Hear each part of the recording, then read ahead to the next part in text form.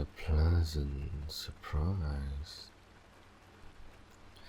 Fancy seeing a familiar face around this time of night.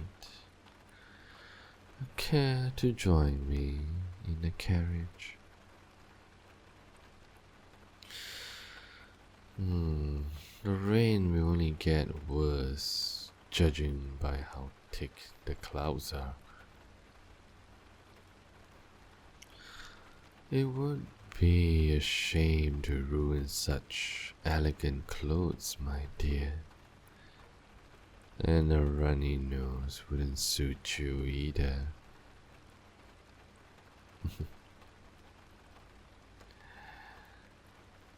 Good choice. You would have caught your death out there in the cold.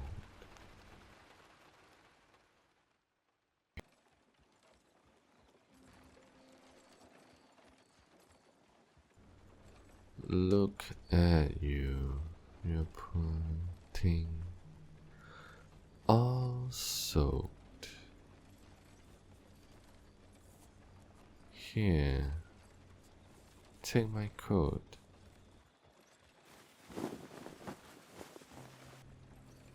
I know you're cold, you're shivering.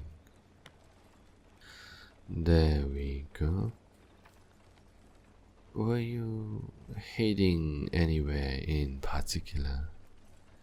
It's rather late for somebody like you to be walking around alone.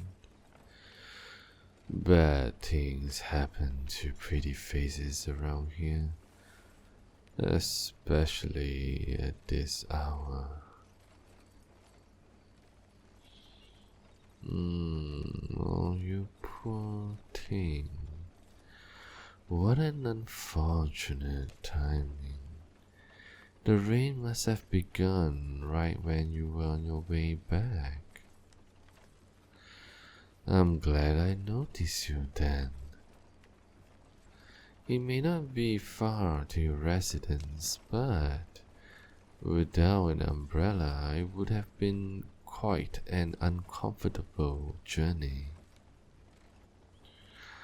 Having you here give me an idea, however. You see, I'm on my way to the theater.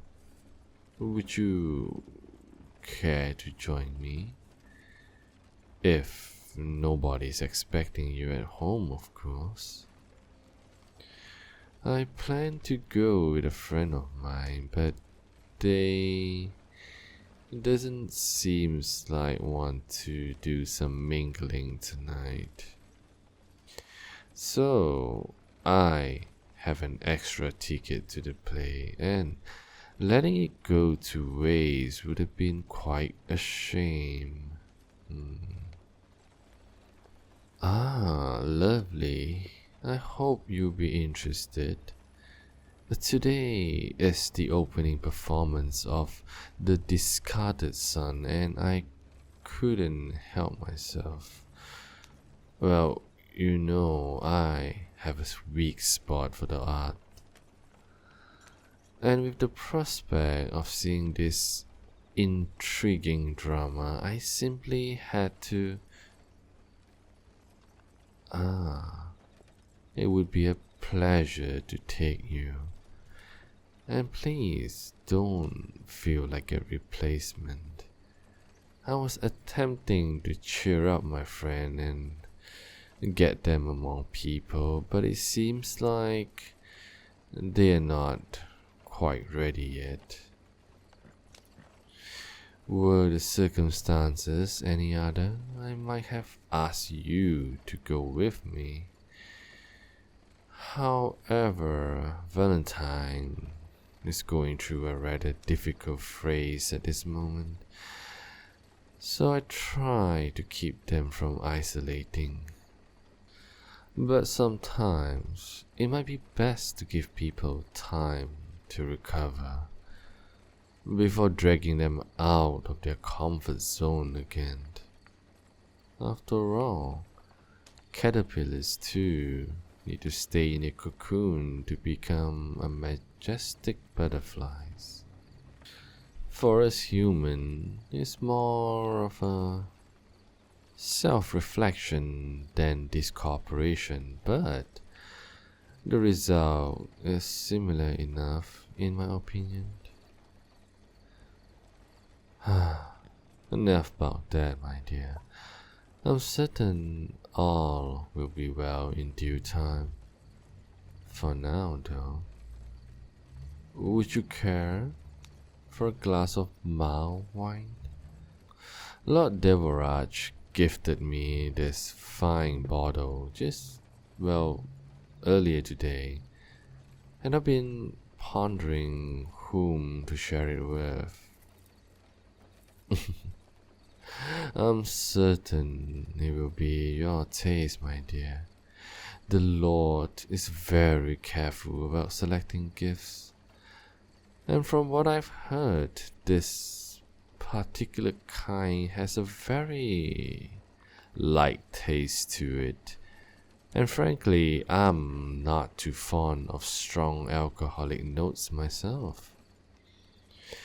After having a fair share of drunken experiences, eventually begin tasting of bad decision and regrets, so to speak.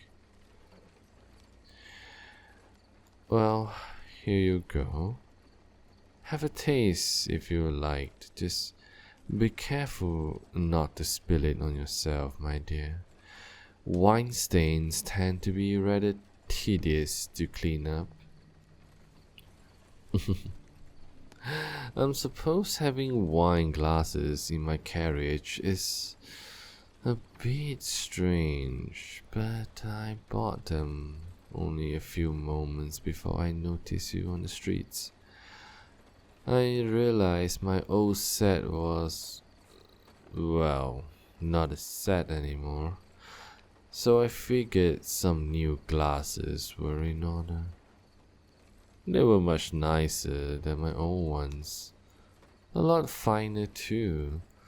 The thin glass quite pleasant to look at, but I'm worried they might be a little fragile. I suppose I'll have them to hope they last a little longer than the previous set. The last time, a rather rowdy guest began breaking them after getting upset. Some people can handle rejection well, but others, well, begin throwing tantrums and their host wine glasses, it appears. Luckily, no one was injured and only the glasses were destroyed. All else remained mostly untouched. Drunken people tend to be quite the hassle. That's part of the reason I mostly swore off liquor.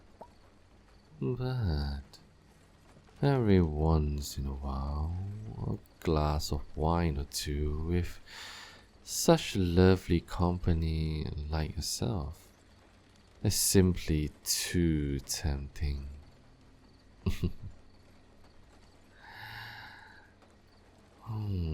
Such pleasant flavor. I have never tasted anything like this before. Have you? It vaguely reminds me of spring. Oh dear. Are you alright? The road must have been... Oh, fuck. You're bleeding. Don't look at me. Stop. Just take the handkerchief. It may only be a small cut, but please, I beg of you, press on the wound. now. You looked, didn't you? You noticed the change in my eyes. I promise you, nothing will happen as long as you cover the wound. I said cover it now. Great, second glass broken. I still have to get used to the grip strength. You really have a death wish, don't you? For Christ's sake, no, don't take it off. Just press it on there. I'll be fine. Oh God, that smell. Listen, you have to stay calm. I can sense your heartbeats getting faster. And for Christ's sake, you have to keep holding that handkerchief. I'm not gonna repeat it again.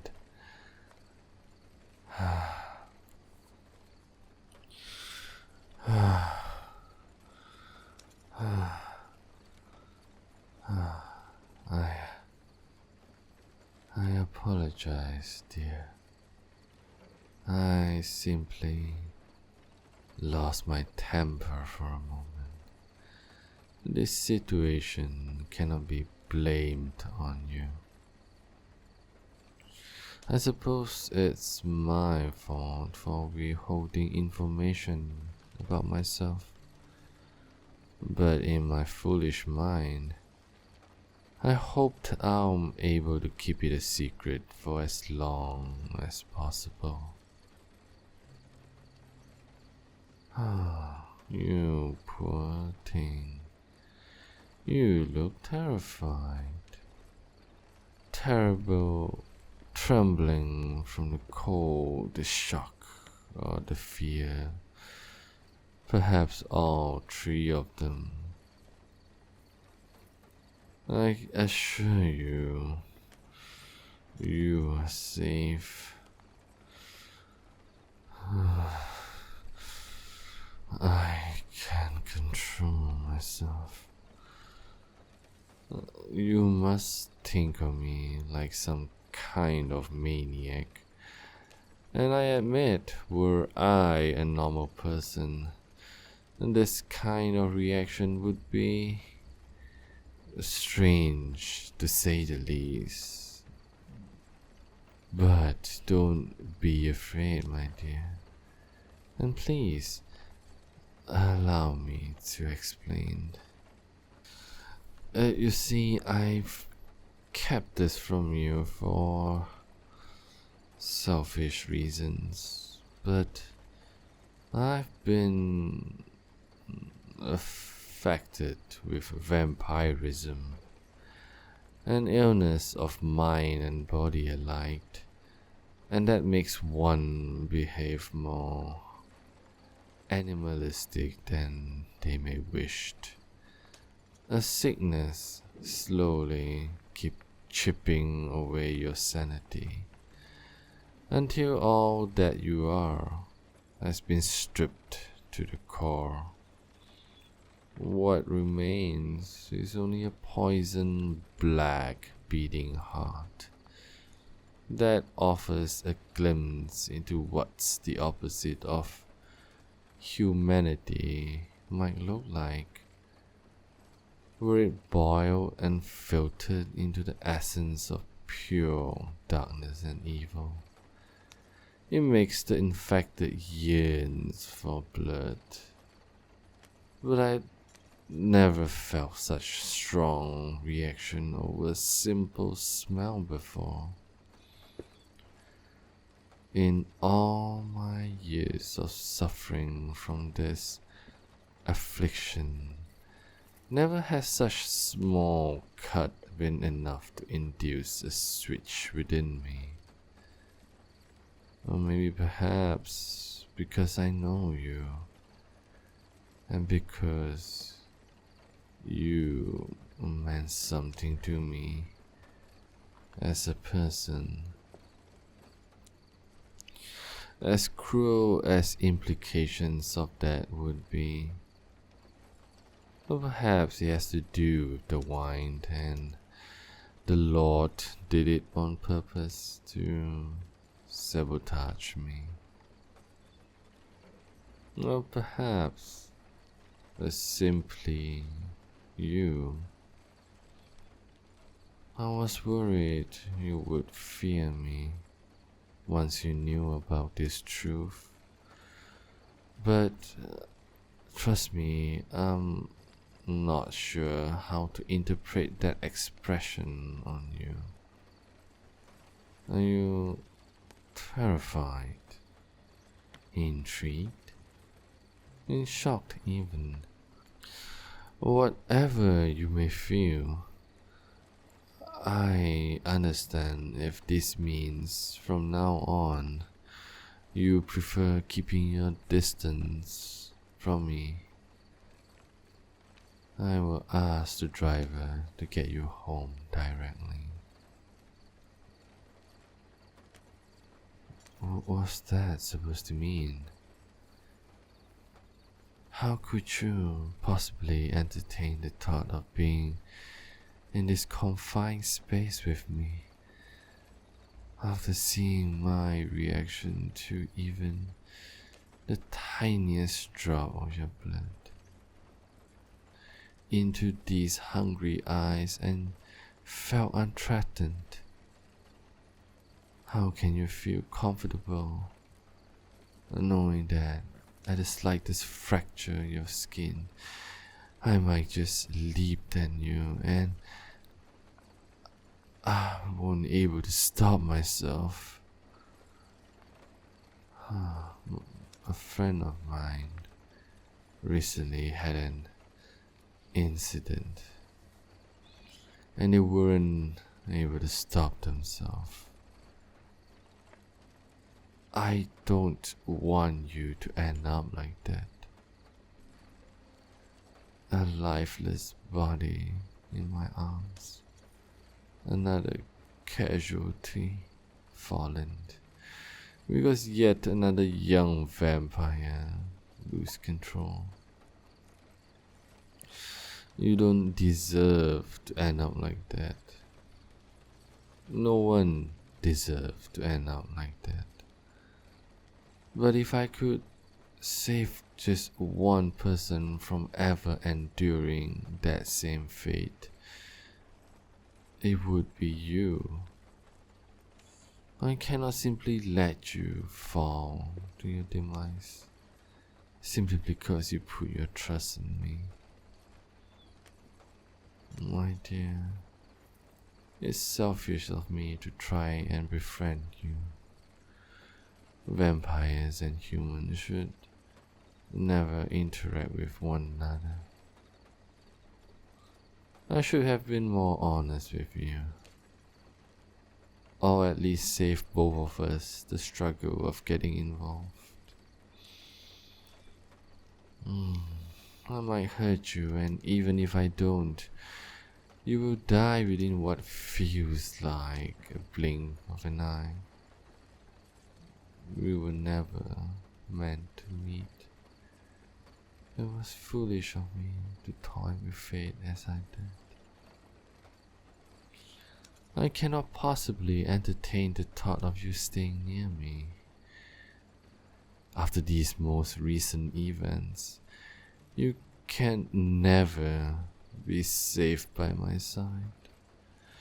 And I can never truly be at ease knowing that I'm mere a paper cut away from being a mass murderer, from killing the person I care about, an innocent human being.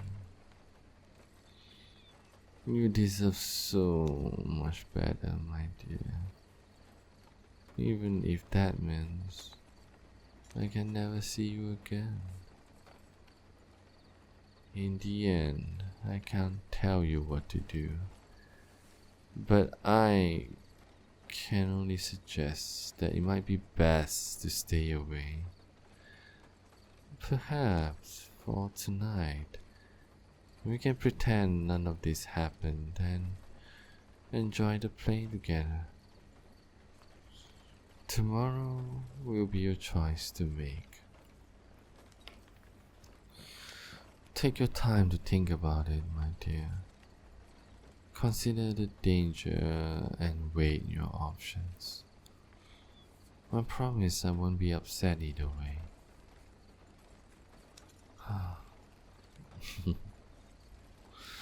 Not like I have a choice in that matter.